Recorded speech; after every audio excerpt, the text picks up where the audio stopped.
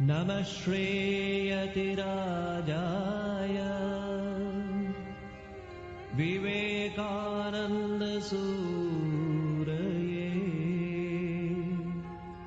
सच्चित्सुखस्वरूपाय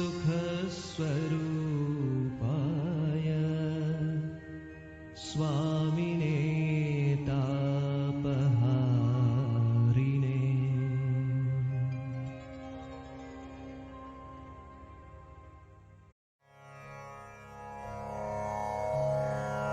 मानव आपला भाग्य निर्माता. महम्मद सत्पुरुष होते किंवा बुद्ध महापुरुष होते याचं मला काय? त्यामुळे माझ्यातल्या चांगलेपणात आणि वाईटपणात काही फरक पडतो का? आपण स्वतःसाठीच स्वतःच्याच जबाबदारीवर चांगलं बनूया. मागे कधीतरी कुणीतरी चांगला माणूस होऊन गेलाय म्हणून नाही. आपल्या वर्तमान अवस्थेला आपण स्वतःच जबाबदार आहोत आणि पुढे जे काही होण्याची आपली इच्छा आहे ते होण्याची शक्ती देखील आपल्यात विद्यमान आहे. आणि आपली आजची अवस्था जर आपल्या पूर्वकर्माच्या द्वारे नियमित होत असेल तर त्याच्याबरोबर हेही आलंच की भविष्यकाळी जसं म्हणून बनण्याची आपली मनीषा आहे तसं आपण आपल्या चालू कर्मांनीच बनू शकू. अतएव कर्म कसं करीत असतात हे आपल्याला समजून घेणं अत्यावश्यक आहे. सृष्टीतील समस्त शरीरांमध्ये मनुष्य शरीरच सर्वात श्रेष्ठ शरीर होय. मनुष्य प्राणी हा विश्वातील सर्व प्राण्यांमधील श्रेष्ठ प्राणी होय. मनुष्य सर्वश्रेष्ठ जीव आहे. मनुष्य सर्व प्राण्यांपेक्षा श्रेष्ठ आहे. सर्व देवदेवतांपेक्षाही श्रेष्ठ आहे. माणसापेक्षा श्रेष्ठ कोणीच नाही. जोवर प्रकृतीच्या वर उठण्याची धडपड करत असतो तोवरच माणूस हा माणूस असतो. आणि ही प्रकृती अंतःप्रकृती आणि बहिःप्रकृती अशी उभयविध असते. आपण जर नाना राष्ट्रांचा इतिहास नीट काळजीपूर्वक वाचून पाहिला तर आपल्याला असं हमखास आढळून येईल की अशा माणसांची संख्या जेव्हा वाढते तेव्हाच कोणत्याही राष्ट्राचा अभ्युदय होत असतो. आणि उपयुक्ततावादी त्याला कितीही फोल म्हणत, पण ज्यावेळी हा अनंताचा ध्यास सुटतो त्याच वेळी त्या राष्ट्राच्या अधःपाताला सुरुवात होते. याचा अर्थच असा की कोणत्याही जातीच्या शक्तीचा खरा उगम तिच्या आध्यात्मिकतेतच असतो. आणि ज्या दिवसापासून त्या आध्यात्मिकतेस ओहोटी लागते आणि जडवादाचं वर्चस्व होऊ लागतं त्या दिवसापासूनच ती जात मृत्यूपंथास लागते. हे जग म्हणजे एक विशाल व्यायामशाळा असून इथं आपण स्वतःचं सामर्थ्य वाढवण्यासाठीच येत असतो. सर्व निकोप सामाजिक फेरफार म्हणजे मनुष्याच्या अंतःकरणात कार्यप्रवण असलेल्या आध्यात्मिक शक्तींचे आविष्कार होत. या आध्यात्मिक शक्ती जर बलसंपन्न आणि संतुलित असतील तर समाज त्या परिवर्तनाशी स्वतःला योग्य प्रकारे जुळवून घेईल. प्रत्येक व्यक्तीला स्वतःचा उद्धार स्वतःच साधून घ्यावा लागेल. त्यासाठी दुसरा उपाय नाही. आणि हाच न्याय देशांनाही लागू आहे. सगळे सामाजिक नियम थोड्याफार प्रमाणात अपूर्ण असल्यामुळे त्यांच्या उणीवा दाखवणं अगदी सोपं असतं. पण कोणत्याही नियमाच्या प्रभावाखाली राहणाऱ्या एखाद्या व्यक्तीला अपूर्णतेवर मात करण्याच्या बाबतीत जो माणूस मदत करतो तोच मानव जातीचा खराखुरा उपकार करता होय. व्यक्तींचा विकास झाला की देशाचा आणि सामाजिक नियमांचा विकास झालाच पाहिजे. तुमचा विकास आतून झाला पाहिजे. तुम्हाला कोणीही शिकवू शकत नाही. तुम्हाला कोणीही आध्यात्मिक बनवू शकत नाही. तुमच्या स्वतःच्या आत्म्याव्यतिरिक्त तुमचा दुसरा कोणताही शिक्षक नाही. सर्वसाधारण माणूस स्वतःच्या आयुष्यातील सगळे दोष, सगळ्या चुका आपल्या शेजाऱ्यांवर लादू पाहत असतो. ते न जमल्यास ईश्वरावर लादू जातो आणि तेही न साधल्यास दैव नावाचं एक भूत उभं करून त्याला वेठीस धरतो. पण वस्तुतः दैव म्हणजे खरोखर काय ते राहतं तरी कुठे? आपण जे पेरतो तेच उगवत असतं. आपल्या दैवाचे आपणच निर्माते आहोत. त्यासाठी दुसऱ्या कोणाला निंदायलाही नको आणि वंदायलाही नको. वारा वाहत असतो. ज्या नावांची शिडं उभारलेली असतात त्यांना तो लाभतो आणि त्या भरल्या शिडांनी आपला मार्ग आक्रमतात. पण ज्या नावांची शिडं गुंडाळलेली असतात त्यांना त्या वाऱ्याचा काहीच फायदा होत नाही. हा काय त्या वाऱ्याचा दोष? म्हणा, जे हे दुःख मी भोगतो आहे ते माझ्याच कृत्यामुळे आहे. यावरूनच हेही सिद्ध होतं की ते माझ्याकडूनच नष्ट होऊ शकेल. जे मी निर्माण केलेलं आहे त्याचा मीच ध्वंस करू शकेन. जे दुसऱ्या कोणी निर्माण केलेलं आहे त्याचा नाश करण्यासाठी मी कधीच समर्थ होऊ शकणार नाही. म्हणून उठा, धीट बना, शक्तिमान बना, सगळी जबाबदारी स्वतःच्या खांद्यावर घ्या आणि पक्की खुणगाड बांधून असा की तुमच्या भाग्याचे तुम्हीच विधाते आहात. जे बल किंवा जे सहाय्य तुम्हाला हवंय ते तुमच्या स्वतःच्या आतच आहे. स्वतःचं भवितव्य स्वतःच घडवा. गतम न शोचम. जे झालं ते होऊन गेलं त्याबद्दल खंत करत बसू नका. म्हणतात ना की वाहिलं ते पाणी आणि राहिली ती गंगा. अनंत भावी काळ तुमच्या पुढे विस्तारलेला आहे आणि हे तुम्ही नेहमी लक्षात ठेवायला हवं की तुमचा प्रत्येक शब्द, प्रत्येक विचार आणि प्रत्येक कृत्य तुमच्या गंगाजळीत संचित राहील. पण हे सदा लक्षात असू द्या की तुम्ही केलेले कुविचार, तुम्ही केलेली कुकर्म ज्याप्रमाणे वाघासारखी तुमच्यावर झेप टाकायला टपून आहेत, त्याचप्रमाणे ही देखील मोठी स्फूर्तिदायी आशेची गोष्ट आहे की तुमचे सद्विचार आणि तुमची सत्कर्म हजारो लाखो देवदूतांच्या शक्तीनं तुमचं रक्षण करण्यासाठी सदा सर्वदा सज्ज आहेत. का असा प्रश्न करण्याचा आपल्याला अधिकार नाही. कार्य करता करता मृत्युमुखी पडणं हेच आपलं कर्तव्य होय. साहस बाळगा. भगवंतानं आपल्याला थोर कर्म करण्यासाठीच निवडलेलं आहे असा विश्वास असू द्या आणि ती आपण करूच करू. दुर्दैवानी या जगात बहुसंख्य लोक कोणताही आदर्श, कसलंही ध्येय समोर नाही अशा स्थितीत आपल्या अंधाऱ्या जीवनात चाचपडत असतात.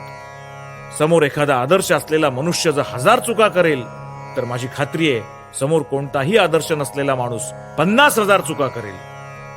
म्हणून जीवनात एखादा आदर्श असणं श्रेयस्कर आहे. मनुष्य प्रकृतीशी झगडतो, तो पुष्कळ चुका करतो, त्यांची फळं तो भोगतो, पण सरते शेवटी तो प्रकृतीवर विजय मिळवतो आणि आपल्या मुक्त स्वरूपाचा त्याला अनुभव येतो. जेव्हा तो मुक्त होतो तेव्हा प्रकृती त्याची दासी बनते. मुक्ती म्हणजे प्रकृतीच्या नियमांचं पालन, या विचाराशी मी सहमत नाही. याचा अर्थ काय हे मला कळत नाही. मानवी प्रगतीचा इतिहास सांगतो की ही प्रगती प्रकृतीचे नियम न मानल्यामुळेच झालेली आहे. आपलं स्वतःचं जीवन जर शुद्ध आणि चांगलं असेल तर जग चांगलं आणि शुद्ध होईल. तो परिणाम आहे, आपण त्याचं कारण आहोत. म्हणून आपण स्वतःला शुद्ध करूया, आपण स्वतः पूर्ण बनूया. भांडणं मारामाऱ्या करण्यात, तक्रारी करण्यात काय अर्थ आहे? जो आपल्या वाट्याला आलेल्या सामान्य कामाविषयी कुरकुर करतो तो सर्वच कामांविषयी कुरकुर करेल. नेहमी कुरकुर करणारा माणूस जीवनात नेहमीच दुःख भोगतो. तो कोणतंही काम हाती घेओ त्यात त्याला यश म्हणून येत नाही. पण जो माणूस अंग मोडून आपलं कर्तव्य चोख बजावतो तो यशस्वी होतो आणि त्याला अधिकाधिक उच्च कार्य करण्याची संधी मिळते. या जगत यंत्राच्या दातेरी चक्रापासून दूर पळू नका. आतच उभं राहून कर्माचं रहस्य समजावून घ्या. आतच राहून कुशलतापूर्वक कर्म केल्यानंही बाहेर पडता येतं.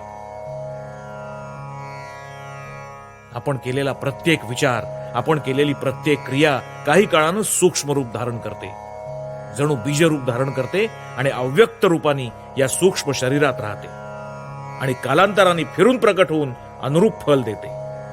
या फलांनी माणसाचं जीवन नियंत्रित होत असतं. त्याप्रमाणे माणूस स्वतःच्या कर्मांनीच स्वतःचं जीवन घडवत असतो. माणूस आणखी कोणत्याही नियमाच्या अधीन नाही, केवळ स्वतःच्याच कर्मबंधनांनी तो बांधलेला आहे. माझं ध्येय काही थोड्याशा शब्दात मांडलं जाऊ शकतं आणि ते याप्रमाणे: मानवाला त्याच्या ठिकाणी वास करणाऱ्या ईश्वरत्वाचा उपदेश देणं आणि जीवनातील प्रत्येक कार्यात हे ईश्वरत्व कसं प्रकट करावं या संबंधीचा मार्ग दाखवून देणं. पावित्र्य, धीर, चिकाटी यापेक्षाही महत्वाचं म्हणजे प्रेम. याची यशस्वी होण्यासाठी अत्यंत आवश्यकता असते. विकास म्हणजे जीवन, संकोच हाच मृत्यू. आपल्या चैनीसाठी, आपल्या सुखासाठी उसासत राहून आळसात जीव घालवणाऱ्या स्वार्थी माणसाला नरकात सुद्धा स्थान नाही. मला खात्री आहे की जो माणूस आपल्या तर्कबुद्धीचा उपयोग करतो पण त्याचा विश्वास नाही त्याला ईश्वर क्षमा करेल. पण जो माणूस ईश्वरानं दिलेल्या शक्तीचा उपयोग न करता अंधपणे विश्वास ठेवतो त्याला ईश्वर क्षमा करणार नाही. आपण तर्कबुद्धीचा वापर अवश्य केला पाहिजे आणि प्रत्येक देशातील प्राचीन ग्रंथात ज्यांचं वर्णन आलेलं आहे अशा द्रष्ट्यांच्या आणि थोर पुरुषांच्या अस्तित्वाचा पडताळा जेव्हा आपल्या तर्कबुद्धीला येईल तेव्हाच आपण त्यांच्यावर विश्वास ठेवू. असे द्रष्टे जेव्हा आपल्याला आपल्या समाजात दिसतील तेव्हा आपण त्यांच्यावर विश्वास ठेवू. तेव्हा आपल्याला कळेल की ते काही विलक्षण लोक नव्हेत, तर ते कित्येक सामान्य तत्वांची उदाहरणं आहेत. लक्ष्यभेदाचा प्रयत्न आपण सगळ्यांनीच का करू नये? पडत पडतच आपण चालायला शिकत असतो. विफल होत होतच आपण ज्ञानाच्या पायऱ्या चढत असतो. कालही अनंत आहे, घाईचं कारण नाही. या भिंतीकडे बघा, तिला कधी खोटं बोलताना तुम्ही ऐकलंय? पण भिंत ती भिंतच राहिलीय, तिची काडीचीही उन्नती झालेली नाही. माणूस खोटं बोलत असतो, पण तोच माणूस परत देवताही बनत असतो. काहीतरी केलं पाहिजे, मग ते चूक ठरलं तरी हरकत नाही. काहीच न करण्यापेक्षा ते बरं. गाय कधीही खोटं बोलत नाही खरी, पण मग ती कायमची गाय ती गायच राहते. काही का होईना, पण काहीतरी करा. सदा चांगली कामं करत चला. हीन संस्कार निवारण्याचा हा एकमेव मार्ग आहे. अमुक माणसाच्या उद्धाराची आता काही आशा नाही असं कदापि म्हणू नका, कारण वाईट माणूस म्हणजे एका प्रकारचं चारित्र्य, आणि चारित्र्य म्हणजे काही विशिष्ट सवयींची गोळाबेरीज. आणि सवयी नव्या आणि चांगल्या सवयींनी काबूत आणता येतात, दूर करता येतात. चारित्र्य म्हणजे सवयींची पुनरावृत्ती, आणि म्हणूनच फक्त सवयींच्या पुनरावृत्तीनेच ते बदलू शकेल, सुधारू शकेल. ब्रह्मचर्यवान व्यक्तीच्या मेंदूत विलक्षण सामर्थ्य वास करत असतं आणि तिच्या ठिकाणी प्रचंड इच्छाशक्ती उत्पन्न होत असते. ही गोष्ट फार कठीण आहे, पण सतत प्रयत्नांनी ती साध्य करून घेता येईल. आपण स्वतः जर दुबळे नसलो तर कोणत्याही गोष्टीचा आपल्यावर परिणाम होत नाही. ही गोष्ट आपण ध्यानात ठेवली पाहिजे. एकदा मी हिमालयातून प्रवास करत होतो. लांबच लांब मार्ग आमच्या समोर पसरला होता. आम्ही गरीब संन्यासी, आम्हाला उचलून कोण नेणार, म्हणून आम्हाला सगळा मार्ग पायीच आक्रमण भाग होतं. आमच्या बरोबर एक वृद्ध संन्यासी होता. तो म्हणाला, महाराज, हा रस्ता कसा पार करायचा? माझ्याच्यानं आता चालवणार नाही, माझी छाती फुटून जाईल. मी त्याला म्हणालो, तुम्ही खाली आपल्या पायाकडे पहा. त्यानं तसं केलं. मग मी म्हणालो, तुमच्या पायाखाली जो रस्ता आहे तो तुम्ही आक्रमलेला आहे, आणि तोच रस्ता तुमच्या समोर तुम्ही पाहता आहात, तोही लवकरच तुमच्या पायाखाली येईल. उच्चतम वस्तूही तुमच्या पायाखाली आहेत, कारण तुम्ही दिव्य तारका आहात. भ्याड आणि मूर्ख माणूसच हे दैव आहे असं म्हणतो, असं एक संस्कृत सुभाषित आहे. पण जो माणूस बलवान असतो तो उठून उभा राहतो आणि म्हणतो, मी माझं दैव घडवेन. म्हातारी होऊ लागलेली माणसंच दैवाविषयी बोलतात. तरुण माणसं सामान्यतः ज्योतिषशास्त्राकडे वळत नाहीत. एखाद्याचं चारित्र्य तुम्हाला खरोखर नीट जोखायचं असेल तर त्याच्या मोठमोठ्या कार्याकडे लक्ष देऊ नका. प्रसंग विशेषी एखादा ठोंब्या देखील वीर सजून शौर्य गाजवू शकेल. माणसावर तो अगदी मामूली कामं उरकत असताना लक्ष ठेवा. वस्तुतः त्यांच्यातूनच तुम्हाला थोर पुरुषाच्या खऱ्या चारित्र्याचं दर्शन घडू शकेल. मोठमोठ्या प्रसंगी आवेशाच्या भरात अगदी यक्कश्चित माणसालाही काही शतकृत्य करून टाकण्याचा चेव येत असतो. पण ज्याच्या चारित्र्याचा लोभनीय गौरव सर्वच अवस्थांमधून निरंतर प्रकट होत असतो, तोच खरा खरा थोर पुरुष म्हणायचा. कसल्याही तऱ्हेच्या मोबदल्याचा विचार मनात न आणता आपण जगात प्रेषित केलेला प्रत्येक सद्विचार संचित होऊन राहील आणि आपल्या बंधन शृंखलेतील कडी मागून कडी तोडून टाकून जोवर आपण अत्यंत पवित्र होऊन जात नाही, तोवर आपल्याला हळूहळू अधिकाधिक पवित्र करत राहील. जर तुम्ही कोणाविषयी द्वेष किंवा असूया भाव प्रकट केलात तर तो चक्रवाढ व्याजानेशी तुमच्याकडे परत येईल. कोणतीही शक्ती याचा प्रतिकार करू शकत नाही. एकदा तुम्ही त्यांना चालना दिली की त्यांचा परिणाम तुम्हाला भोगावाच लागेल. हे लक्षात ठेवल्यास तुमच्या हातून वाईट गोष्ट घडणार नाही. प्रकृती विरुद्ध जे जे म्हणून बंड करून उठतं तेच चेतन. तिथेच विकास झालेला असतो चैतन्याचा. बघा ना, एखाद्या क्षुद्र मुंगीला चिरडण्याचा प्रयत्न करा, ती देखील प्राणरक्षणासाठी झगडण्याचा प्रयत्न करेल. जिथे प्रयत्न आहे, जिथे म्हणून झुंजण्याची ईर्ष्या आहे, तिथे तिथे जीवनाचं चिन्ह असतंच. तिथेच चैतन्याचा विकास झालेला असतो.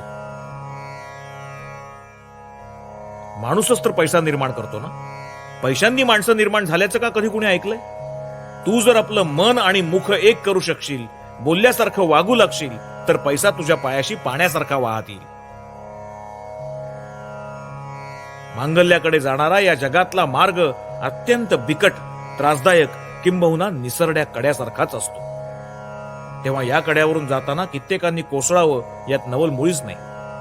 अनेकांना या मार्गावरून जाण्यात यश येतं, हीच खरोखर आश्चर्याची गोष्ट आहे. या मार्गात हजारो प्रमाद होतील, अनेकदा ठेच लागेल, पण यातूनच चारित्र्य तावून सुलाखून निघतं. उपहास, विरोध आणि अखेर स्वीकार या 3 अवस्थांमधून प्रत्येकच कार्याला आपली वाट काढावी लागते. आपल्या काळाच्या पुढे जाऊन विचार करणाऱ्या प्रत्येक माणसाबद्दल खात्रीनं गैरसमज उत्पन्न होत असतात. तेव्हा विरोधाला आणि छळणुकीला माझ्या आनंदाने तयारी आहे. मी स्थिर आणि पवित्र असायला हवं. भगवंतावर माझा दृढ विश्वास असायला हवा, म्हणजे मग या सगळ्या अडचणी कुठल्या कुठे नाहीशा होऊन जातील. प्रत्येक जीव अव्यक्त ब्रह्म होय. बाह्य आणि अंतर प्रकृतीला वशीभूत करून स्वतःचं हे अव्यक्त ब्रह्मस्वरूप व्यक्त करणं जीवनाचं परम उद्दिष्ट होय. कर्म, उपासना, मनस्संयम किंवा ज्ञान यापैकी कोणत्याही एकाचा किंवा एकापेक्षा अधिकांचा किंवा सर्वच उपायांचा अवलंब करून ते उद्दिष्ट साधा आणि मुक्त व्हा. यातच सगळा धर्म आला. मत, वाद, क्रियाकांड, अनुष्ठानं, शास्त्र, मंदिरं किंवा इतर बाह्य गोष्टी केवळ गौण तपशिलाच्या बाबी आहेत. प्रत्येकाला आपली पद्धत श्रेष्ठ वाटते. फार छान, पण ध्यानात ठेवा की ती तुमच्या पक्षी चांगली असेल. एखाद्याला मुळीच न पचणारा खाद्यपदार्थ दुसरा एखादा सहज पचवू शकतो. एखादी पद्धत तुमच्या पक्षी चांगली आहे एवढ्याच आधारावर एकदम असा निष्कर्ष काढू नका की सर्वांनाच ती उपयोगी पद्धत आहे. जॅकचा कोट जॉन आणि मेरी यांच्याही अंगात बसेलच असं म्हणू नका. सर्वच अशिक्षित, असंस्कृत असलेल्या पण विचारशील नसलेल्या स्त्री पुरुषांच्या अंगावर एकाच प्रकारचा तंग कपडा चढवण्यात आलेला आहे. तुम्ही स्वतः स्वतंत्रपणे विचार करा, निरीश्वरवादी बना, जडवादी बना, ते अधिक चांगलं ठरेल. मनाचा उपयोग करा. अमुक माणसाची पद्धत चुकीची आहे असं म्हणण्याचा तुम्हाला काय अधिकार? ती तुमच्या दृष्टीने चुकीची असेल, पण तुम्ही जर तिचा अवलंब केला तर तुम्ही खालच्या स्तरावर घसराल. पण त्याचा अर्थ असा नव्हे की त्या पद्धतीचा अवलंब केल्यामुळे त्या दुसऱ्या माणसाचा अधःपात होईल. म्हणून तुम्ही ज्ञानी असलात आणि तुम्हाला एखादा माणूस दुबळा आढळला तर तुम्ही त्याचा धिक्कार करू नका. शक्य असल्यास त्याच्या स्तरावर जाऊन त्याला सहाय्य करा. त्याचा विकास व्हायला हवा. 5 तासात मी त्याच्या डोक्यात ज्ञानाच्या 5 बादल्या ओतू शकतो, पण त्याचा काय उपयोग? त्याची स्थिती पहिल्यापेक्षा आणखी थोडी वाईटच होईल. सगळ्यांपाशी जाऊन त्यांना उच्च रवाने सांगा, उठा, जागे व्हा. आता झोपून चालायचं नाही. सगळ्या उणीवा, सगळं दुःख समूळ नष्ट करण्याची शक्ती तुमच्यातच आहे. यावर दृढ विश्वास ठेवा, म्हणजे ती शक्ती आपोआप जागृत होईल. तुम्ही देखील आपल्यात अनंत शक्ती वसत आहे, अपरंपार ज्ञान साठवलं आहे, अदम्य उत्साह रसरसतो आहे असं चिंतन कराल आणि त्याचबरोबर जर या अंतस्थ शक्तीला जाग करू शकाल तर तुम्ही माझ्यासारखेच व्हाल.